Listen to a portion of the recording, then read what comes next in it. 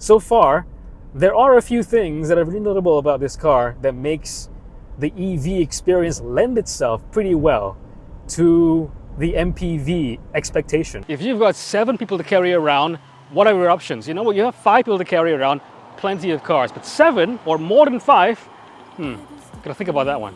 Actually, I don't care what you come up with, because this MPV is the best deal out there to carry that many people for the least amount of money in the most amount of comfort. There's no other car in Malaysia like it that fills its niche, which is weird because it's not like an exotic specialty car, it's just a thing. And it's a pretty good thing too. And if you've got more than 5 live humans to carry around, driver included, this could be a very sexy proposition, especially because it's priced starting from 110,000 ringgit. If you assume this BYD, because it's a BYD, is electric, you'd be right.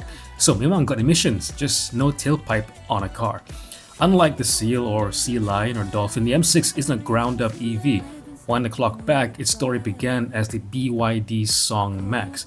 Powered by either 1.5 turbo petrol or a PHEV, you can still get these non-EV flavors 2025 outside of Malaysia, like in China, although they are now called the BYD E6. So M6 equals EV. E6, not EV. Found out. It's obvious, kan? It's also the second cheapest BYD in Malaysia after the Dolphin. The M6 Standard is 110k and the M6 Extended Range, this one here, is 124k. And so I say class of 1, but why is that? Think back to the MPV thing. In Malaysia, what's another 7-seat EV? The Kia EV9, the Zeekr 009? This is about 3 times less money. The closest rival, sort of I can think of, is the Innova Zenix from Toyota, which it matches lebih kurang in size. But that Toyota is a hybrid, not an EV, and it's trying really hard to make you think it's a crossover. And if BYD wanted to do that, they'd add useless cladding and more ride height for no good reason. This has none of it. It makes no apologies for being an MPV, and I gotta respect it. It also knows what it is. It's a tool, meaning it's going to be relied upon day after day after day after day, like a fridge, like a dishwasher, aircon unit, like a washing machine. It's a bit of an appliance. So it makes sense that this appliance is also electric. I mean, it worked pretty well as a concept for all the other home appliances, except this one has 4 wheels and a steering wheel. I gotta say, it does have some washing machine vibes, especially in this white matching shirt, by the way. But if you're not into that, you can choose from Inkstone Blue or Harbor Grey or Cosmos Black. You do get quite a lot for your money. Standard features include 17-inch wheels running GT tires with lots of sidewall, LED headlights, LED taillights, sequential turn signals. Its silhouette reminds me of the Mitsubishi Grandis, but the Grandis looks better in my opinion despite being a design from 2003, hashtag make Mitsubishi great again. From some angles, you could say the M6 is handsome by MPV standards and very handsome by home appliance standards. It looks decent. Nothing terribly distinctive, but nothing offensive either. It's honest. Again, I like that. I mean, overall, it doesn't come across as an EV. The only dead giveaway here is a small little badge at the rear of the car that literally says EV. And then this weird badge over here which talks about the one place that hasn't been corrupted by capitalism. Space! Speaking of space, it does have quite a lot of it. It's an MPV after all, so it has to be practical. So with all 7 seats still upright, you have 180 liters of space around this area. And if you want to unlock 580 liters of space, pull tab to fold the 3rd row seats down, completely flat. And then if you want to unlock more space, although BYD doesn't tell me how much space it unlocks, you could fold the 2nd row seats down. I'm guessing that's well over 1,500 liters of space. With EVs, generally I recommend getting the least expensive variant with the most range. But given there's only 2 variants, it is the more expensive 124k extended range that's maybe the better buy here. Even though the 110k standard range price grabs headlines. The standard has a 55.4 kilowatt-hour battery. It's got an NEDC rated range of 420 kilometers, when the extended range bumps that up to 530 kilometers, again NEDC, thanks to a 71.8 kilowatt-hour battery. The extended does 0-100 in 8.6 seconds compared to 10.1 seconds on the standard, and top speed is level for both at 180 kilometers per hour. The bad news is that both variants have a fairly slow 7 kilowatt onboard charger to handle AC inputs though. Seriously, it should be 11 kilowatts. That should be the industry standard. I eked out 250 kilometers over a weekend of driving. not hypermiling, but mixed driving, fast highway driving, heavy traffic here and there. I wanted to charge up and was reminded of some harsh realities of EV ownership. You probably need a landed property or some way to charge reliably at home. So, story time. I live in a condo, so whenever I get an EV, I always plug it, somewhere outside my condo within walking distance. There's an EV charger over there, which I have to pay for parking and for every kilowatt hour that I actually use up for whatever EV I'm testing. That charger bay, there's 3 charger bays, all of them was not working yesterday when I wanted to charge the car up for today's shoot. So that one rosak, okay. Another 11 kilowatt charger within like 10 minutes of my house. I went over there, I booked it on the app, went there, plugged in, nothing happened. Apparently that charger pun rosak, tapi the app didn't know about it, the company didn't know about it, but I found out the hard way. So what I had to do is book another charger, which the booking fee, by the way, is like 5 ringgit. Another charger booking, 20 minutes away. I drove there, it's a slower charger, 7 kilowatts, plugged in, finally it worked. But my entire afternoon plans was derailed to make sure I could charge it and hang around there for 2.5 hours to get it from 30% to 45%. So yeah, that was pretty frustrating, and that could be your EV life if you don't have a reliable way to charge up at home. But then again, that's the dilemma, because this M6 is one of those cars, given its non-premium price, that could be bought by first-time EV buyers or ones that don't have another car to rely upon. So this could be your do-it-all family car, but you wouldn't have access to a way to charge the car up every single night. If you're living in a non-T20 household, most likely it is not landed, and therefore you have to go searching around for a charger, which is a real hassle. That's when you really miss not having 11 kilowatt AC charging, or better yet, 22 kilowatts. This interior, I would describe it as functionally plush. It's comfortable, but not trying to dazzle you with all these fancy materials and design, not trying to put too much flash in front of your eyes, not trying to be a super futuristic, look at me, I'm an EV kind of design. This is just a normal interior. In fact, I got into the interior with normal pull-out door handles, and this door handle too is a normal one. The interior, generally speaking, is the exact same between variants. So the standard and the extended range all have the same materials, which are, to be honest, quite hard plastics, which at the price point, given the price point, I don't really care about, because they don't feel bad, they just don't feel plush and super premium, which, again, how often are you going to be bashing your hands and fingers against everything in this car in the first place? Almost never. Only when maybe test driving it, maybe. But while there is standard 6 airbags and a 360 cam, which is pretty good, the extended range has all the active safety stuff. So the extended range has no ADAS whatsoever. That's a big downer. So you lose out on things like AEB, blind spot monitoring, rear cross traffic alert, active cruise control. I mean, you guys know me, I'll keep them mostly all off except for AEB and blind spot. But yeah, that's a big downer if you have like a family car and you're spending 110K, still quite a lot of money. You can spend less than that on, let's say, a Prodo Alza with full ADAS. Besides having a bigger battery and more range, what you do get, of course, like I said, active safety, you get that. You get also a panoramic glass roof, you get a wireless charger, you get front seats that are power adjustable and ventilated, and also a power tailgate. I've got no complaints so far about build quality. Everything seems to be screwed in and fitted on real nice, feels sturdy. Again, not the best materials in the world, but it feels sturdy. Onto the seats, which are brown, very uncle, I guess. But it also matches this sort of like fake grayish brown textured thing. It's plastic, okay, but it's trying to mimic the look, at least, of open pore wood trim. Well, being a BYD, of course, it has a huge touchscreen in the middle over here, which is part of the course for a lot of cars, not just EVs. But being a BYD, of course, it rotates for no good reason. So you've got that going on for it. Of course, it has wireless CarPlay, Android Auto as well, but being also BYD, for some reason, CarPlay on Android Auto doesn't actually work when you're in portrait mode, only on horizontal. The other thing that people might say about this car that I consider an upgrade over people that might say it's a downgrade is the analog cluster. Usually you would have, especially in EVs these days, from China especially, you would have a completely digital instrument cluster. In this case, you do get a 5-inch 5-inch, how charming is that? Like an iPhone 5S.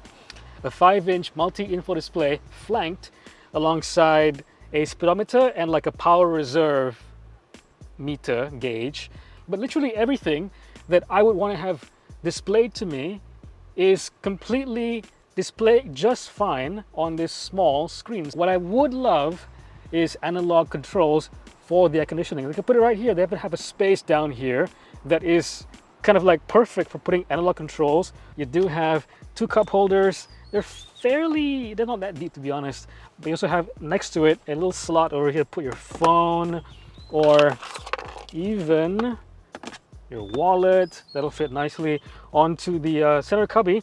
You have one USB-C and one USB-A port over here. You also have an area to put your phone over here, which is right next to the wireless charger. Glove box is quite big, also quite nicely damped. Area is quite large, but you don't have one of those little recesses or cavities down on the dashboard over here to put things out of sight like your handbag. Even the back seats almost, well, not almost, but it opens pretty wide, not quite 90 degrees, but pretty wide. And the windows go almost all the way down.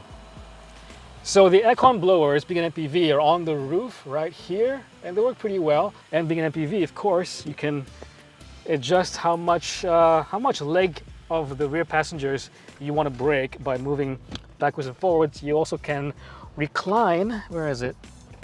The seats. What I do notice is that the second row and third row seats, the floor is raised quite considerably. So I have quite a bit of a gap between my thighs and the actual seats. So over a long trip, that could be a little bit uncomfortable, but I do get quite a lot of space to play around with.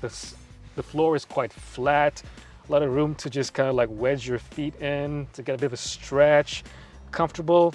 Otherwise, you have 2 USB slots for the back as well, for the second row seats at least. One USB-A, one USB-C, and for the second row as well, you get cup holders in the middle, nothing special, comfy. But what happens when you are condemned to the third row seats like me right now? Okay, look, the seats over here, more of a gap between the thighs, but all considered, it isn't that bad. It's definitely more space than you would find yourself with a Prodoa Alza. Then again, this is a bigger car. In this position for the seats, I do get just a little bit, just about that much of knee room. So yeah, maybe 3 hours, and then I'll get a little bit antsy and want to get out. 0-100 claimed in 8.6 seconds, 204 PS, 310 Newton meters. I have my timing gear built into my washing machine, and greasy outside. 100 right there. What did it do? 7.9 seconds. 0-50 in 3.2 seconds, 7.9 seconds to 100. That's pretty good. That's pretty good. That is 0.7 seconds quicker than the advertised time, and I was with some wheel spin just now as well. So that's pretty good. Pretty fast, this car actually, this washing machine.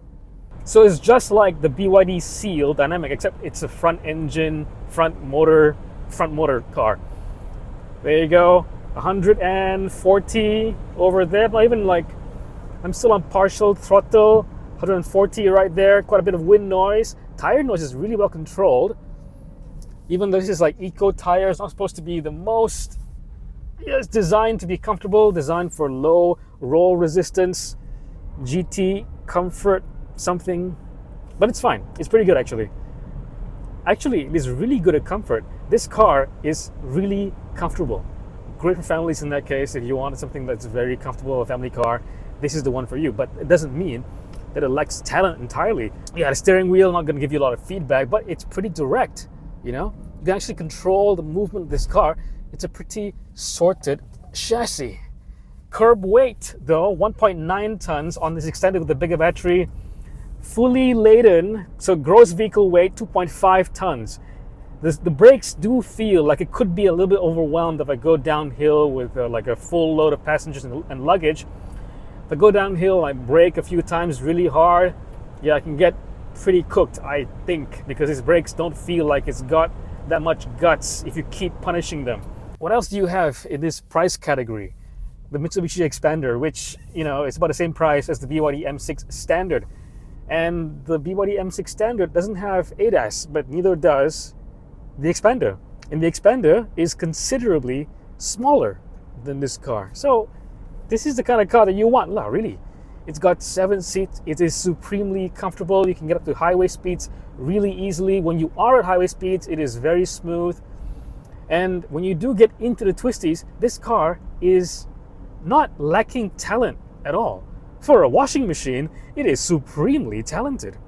Look, when you're making a high-speed corner, you might have to make some little micro adjustments with your steering wheel, but besides that, you're going to be pretty confident in what this car can do. Oh, look, I'm braking right now. Okay, the nose dips a little bit, going over a sharp bump. Barely felt it. This car is so comfortable. Of course, there's no changes between sport mode and eco mode, between the suspension. Steering wheel, maybe it gets a bit heavier. I can't really tell, to be honest. I'll go back in eco mode right now. Eco mode, there you go. Another sharp bump. The camera shook a little bit, but could you tell? I couldn't really tell. This car presenting itself more as an honest MPV, as a normal car, instead of a look at me, I'm futuristic kind of EV, is really endearing to me. I like it. So far, there are a few things that are really notable about this car that makes the EV experience lend itself pretty well to the MPV expectation, because you want a car that is quiet and smooth and comfortable, but then you also want a car that's not underpowered. MPVs these days, if you go with ICE, you have to have a turbocharged engine, and if you don't, then you're for sure gonna have trouble if you pack in with adults, a couple of kids, some luggage, going up, let's say, Menora Tunnel, near Ipoh over there. You are gonna struggle. You gotta keep your momentum up, make sure you keep the momentum all the way up the hill, because if you're going to have to overtake, you're not gonna go anywhere real fast. With this car though, you can. Find a gap, foot down, overtake. I'm in eco mode right now and I have no complaints. I have no reason to shift out of eco mode, because eco mode does give you all the power as far as I can tell, except that it doesn't request so much throttle input. The regen braking, I have it on high, and I thought it would be really, really annoying on high, but it's not. It gradually slows you down, but it keeps the same braking force, so you know what to expect. It won't suddenly come to a complete stop.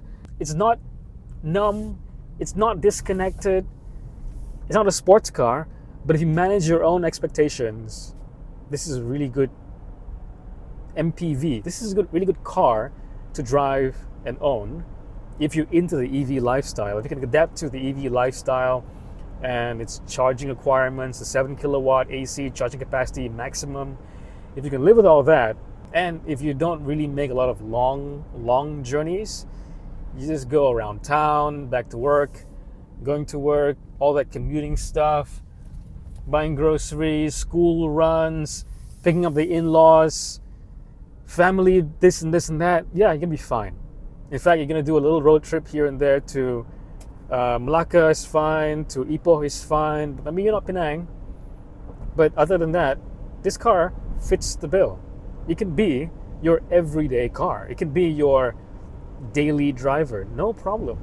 Look, if your use case is around town, short to medium journeys, then the M6 is great. Just remember to have some kind of charging solution, a reliable one, when you get home. But road trips though, that's when things get a bit more hairy and need more planning. The 520 km NEDC range of this car quoted probably is around 450 kilometers on a single charge, real world driving. There's also resale value, which probably is the least mentioned downside of owning EVs right now. And at the end of your time with the M6, you will get less money back than if you bought, let's say, a Toyota Innova Zenix. The typical Tesla or BMW i owner out there probably have 2 or 3 other cars and aren't fussed about residuals. But the M6's pricing means it's considered by one-car households. Anyway, if you made it this far, thank you so much for watching. Like, share, subscribe, leave a comment, and I'll see you in the next one.